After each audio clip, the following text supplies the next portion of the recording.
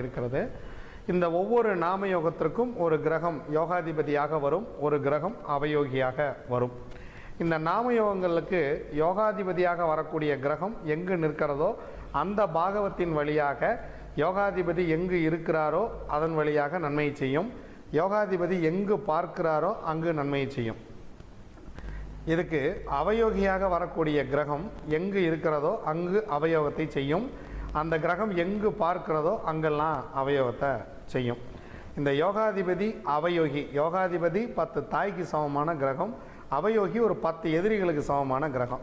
ஒரு குழந்தைய ஒரு தாயார் எப்படி பார்த்துக்குவாங்க, நம்ம குழந்தைய நம்ம எப்படி பார்த்துக்குவோம், ஒரு 10 தாய் சேர்ந்து ஒரு குழந்தைய பார்த்துக்கிட்டா எப்படி இருக்கும். கார்த்திகை பெண்கள் முருகனை பார்த்து கொண்டதை போல இந்த யோகாதிபதி நம்மளை பார்த்துக்கும்.